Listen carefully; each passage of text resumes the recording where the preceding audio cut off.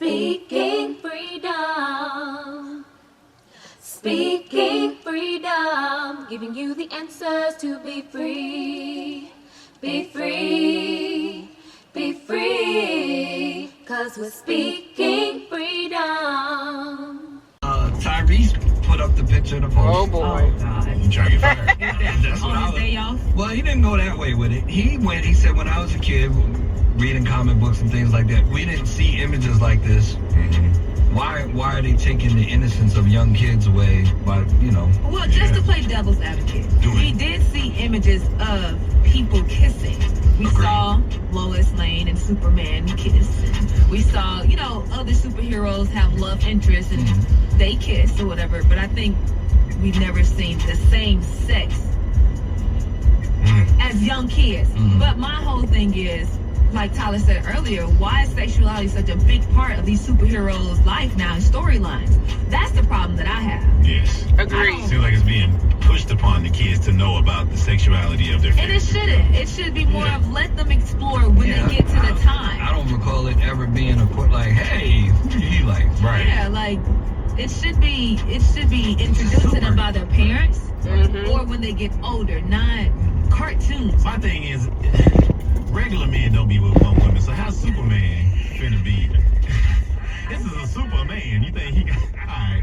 How does he That's the real issue. have time? He's Superman. How he got that much That's what time? I'm saying. Well, he's fast and a speedy bullet, you know what I mean? So you get shot, you get on out of there. Oh, Lois might not even know she might not even know what happened. Able to leave Tom So, Simmons yeah. in a single She said, band. I wish I had a minute man. He is a millisecond. Oh my God, I cannot. Oh my God. But you know what's really important too? Let me say this too. Representation matters. So I think it's important to a certain degree, but we have to be You right, mindful. bro? We still on- we have to be mindful of the things that we do show our kids. And if they're going to start, pushing it, I guess, to our younger kids, let's be mindful of what we allow our kids to watch. If you don't like How it, about be a parent? there Come you on, go. If you man. don't like it, be mindful of what you allow your kids watch. Oh my God, y'all don't go too far. Okay, so, oh my gosh. I did not start this video to talk about this subject, but I'm glad that I picked up where I picked up with it. Because I did think about this after Tyrese made that post. And I think that, generally speaking, this is for me and my household. I've already expressed to my children how I feel about the amount of sexualization that is on the television for children programs. They used to watch this one show, damn, I can't even think of the name of the show right now, but it was a little girl and like she was having bisexual thoughts in the 7th grade or 8th grade or somewhere, that was just like, are kids really thinking like that at that age if they're not already exposed to it? Like, for some people to get those thoughts, they have to be exposed to it. So if they're exposed to it through TV before they're exposed to it in real life, then it can, I don't want to say it'll mess up their reality, but it can throw off whatever parenting is going on. Now, I'm going to be honest with you. Some of this shit you cannot prevent your children from watching, especially if they have a cell phone, because you're going to see it on your cell phone. And it's not, okay, so one thing, for me, what I told my children is that I should be the one to introduce them to that type of stuff. It should be something that we talk about before you see it out. You know what I'm saying? Before you see it on TV. Like, personally, I live in Atlanta, so it's a lot of things that I don't take my children into the city like that. And I especially wasn't taking them into the city when they were really young. And the reason is because I want them to have a certain outlook on life before they're exposed to alternatives. However,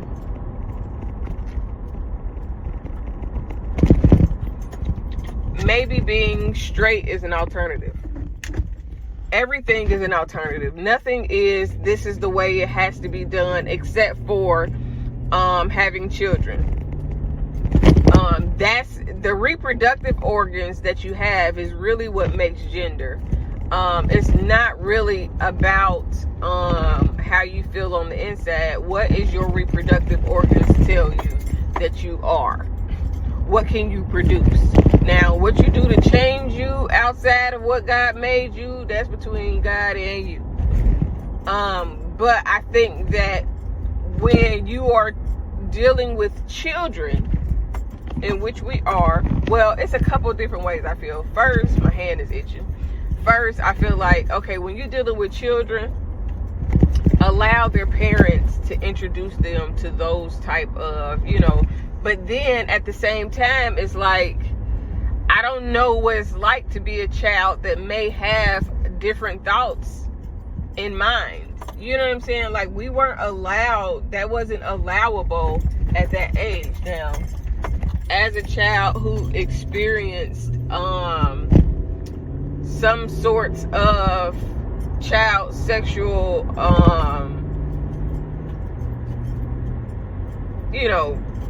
shit happening, I can say that if you are exposed to liking one or the other, then you will think along the lines of, what do I like? Should I like one or the other? If you're not exposed to that, then you will have no reason to really even consider, think, or, ponder upon the thought.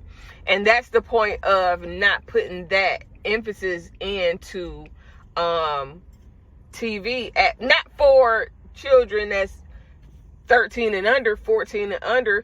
Introduce those topics when they get towards their teenage years. Flip side. And it's a real flip side, because when you think of representation mattering, if children are born with chemical imbalances, or a chemical balance that is different from others, that would have them attracted to, interested in, or fond of sexually other sexual preferences than what is normal, or considered normal, or traditional, should I say, then it is important for children to see that this is okay. I mean, it's not you, because society teaches you, if you like something different than traditional things, then something is wrong with you. So in that aspect, I believe that, but I don't believe it should be in certain stuff. Like, I definitely think that you should leave children alone. The only thing is kind of allowing them to be exposed to different things. It might limit the curiosity to try things on their own. And it's crazy to say that, but I always say, when lack of exposure, when you do not expose people to certain things, then it takes curiosity to a different level. And it also can turn into an obsession, because they haven't been exposed, so they're curious. And then being curious to do something, try something, be something, that curiosity can come from having other people that talk about it, and then they're interested in it, but they have never seen it. Like, it can, make them say, I don't think that would be nice, or I might like it. It's just crazy to expose children to that. But in a world where children are being preyed upon, it's some things that they kind of need to be exposed to earlier on, because if you are preyed upon it, but you already know that you are being preyed upon, then you can subvert, divert, and kind of watch out for those type of things. It's really a teachable moment on all aspects. We didn't see all of that. We weren't allowed to see all of that. Those were like, that was like adult type of things.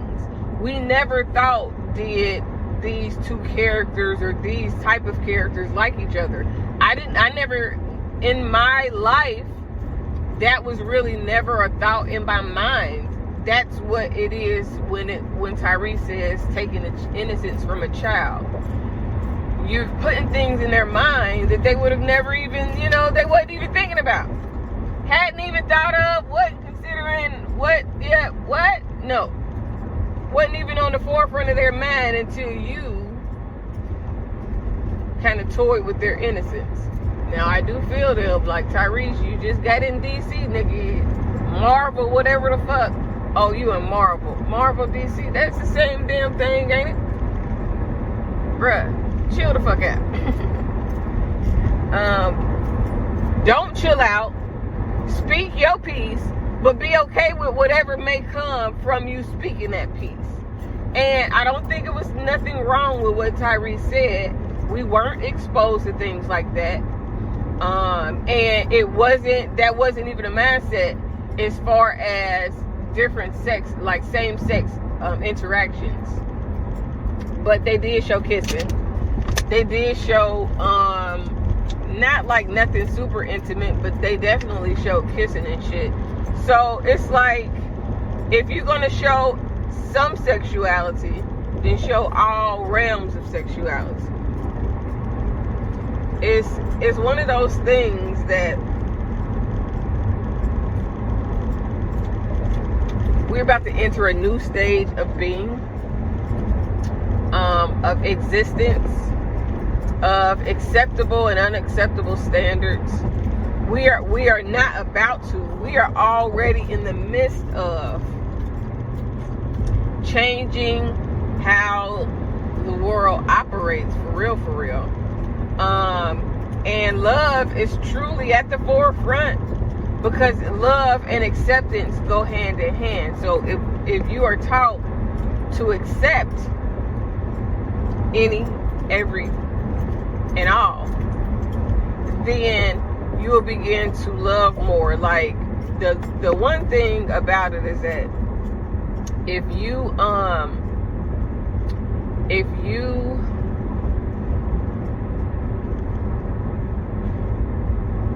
see other people doing something that you've thought of, then it will make you uncomfortable. And outside of when it involves children, when it comes to adults, I think that's the biggest problem with seeing it, because some people have thought about it and they ain't like what they was, they had to fight those demons, or what they would consider demons. It's a demon to a person that's not willing to accept it, that's not willing to understand it, that's not willing to open up their perspective about it. But to a person that doesn't fight it, that is not a temptation, it wouldn't be a demon to them. You know what I'm saying? A demon to you is only something that can haunt you, that can be held over your head, that can, you know what I'm saying, tempt you or whatever. If it's not tempting you, if you don't like it, don't want it, never considered it, then it wouldn't be a demon. But again, education is important. So if you expose it, this is like, it's like a two-edged sword, because if you expose children at a certain age to certain things, then other people can't take advantage of them. They can't be, swooned into, talked into, or convinced of something because they've never seen it before.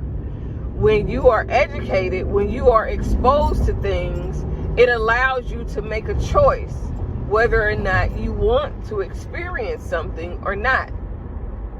When you're unexposed, you might sign up for some shit and then realize, wait a minute, hold up.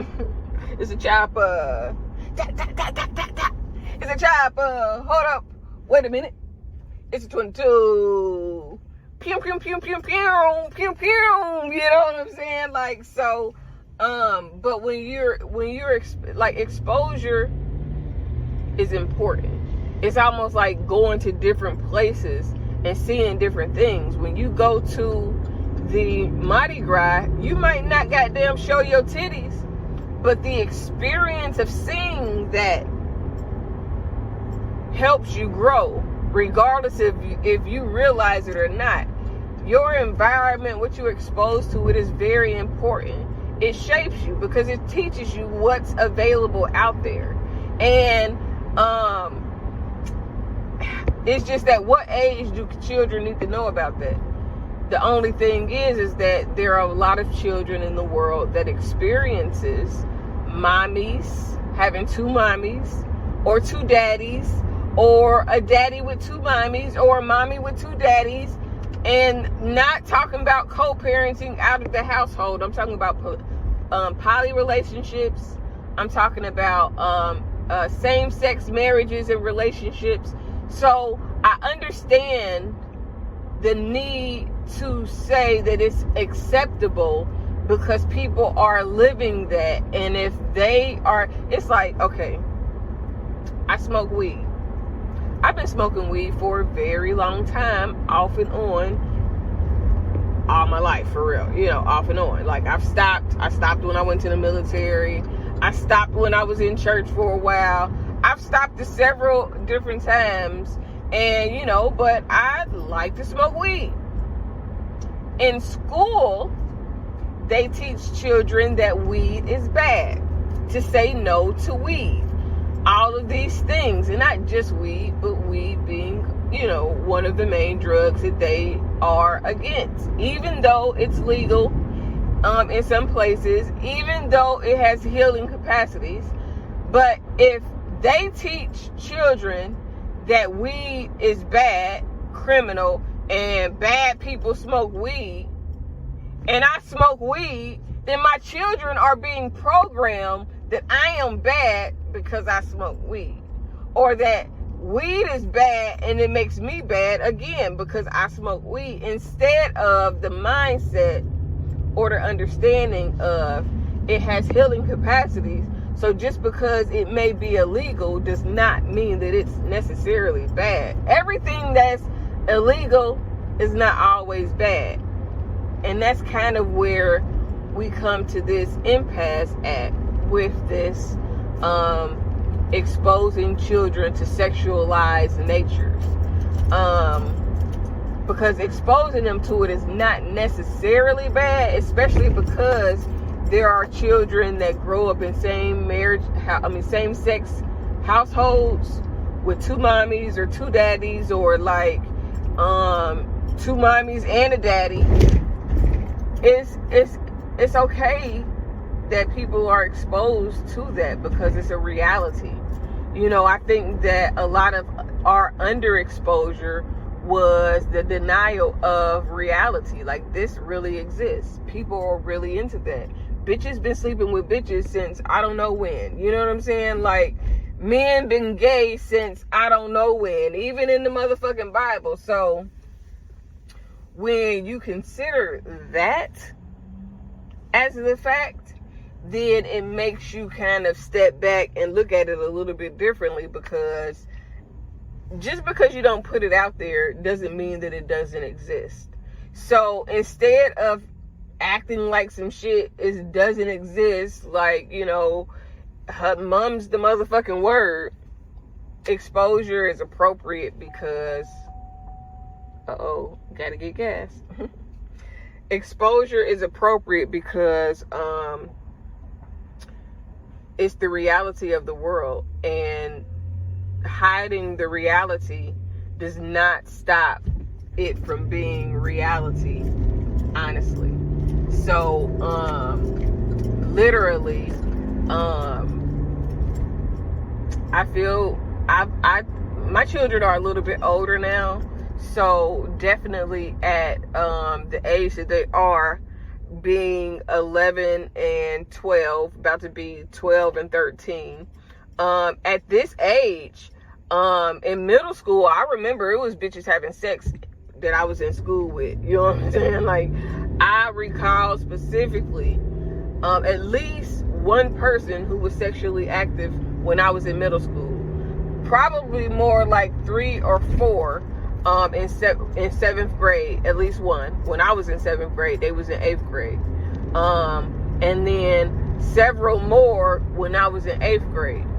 And I just hadn't gotten to the point to where I was wanting to have sex like that. I hadn't wanted to. But people are definitely having sex at that age. Children are definitely kissing at like 9, 10, or 11. You know what I'm saying? Like, and that's a reality. I remember when I first had a kiss, I was young. And, you know, like, I was kissing way before I started having sex. And before I even started considering sex. But I would kiss and do nothing else for a very long ass time. I told y'all in another video, I was always, no, I can't. I'm the I can't girl. You know, like, we might fool around, but I can't fuck you. You know what I'm saying? I might kiss you, but I can't love you. Because that's what sex is equivalent to for me. It means that I have a deeper care about you than just liking you. So for me, it's a little bit different. But that is not about this video. I think exposure is good to a certain extent. I think that it should not be overexposure at a young age. But at 13, 14, it's a reality. And I think that exposure is good. All right, bye. Love you. Speaking Freedom presents Good Head Group, providing advanced spiritual studies and personal developmental insight. Brought to you by Love Gang and Speaking Freedom. We look forward to helping you grow in all the areas of your life. We hope that you find all the information needed for your growth. God bless. Please listen to all disclaimers provided. If you are currently under physician's care, please maintain that relationship. This is not intended to stop your current treatment plan. If you need physician care, please seek out medical attention. Please note, all results are based on the individual's ability to adapt and adjust to any given environment and situation. We are not responsible for your results at Speaking Freedom. The life enhancement coaches at Speaking Freedom provide information to help you grow. You are responsible for maintaining that growth, taking on and then applying the information to your individual life as you deem needed and necessary. This may contain and explain explicit content. Please use parental discretion. For best results, you will need an open mind, the ability to research, and a balanced lifestyle. Please join us daily for your inspiration and motivation. We have the entire world to offer you at your fingertips. Your life enhancement coaching specialist. Thank you for choosing us to assist you in accomplishing your personal and professional goals. And have a beautiful day. In love, we trust. This is brought to you by Good Head Group, Love Gang, and Speaking Freedom. We thank God for you, and we love you. Hi, I'm Kaci.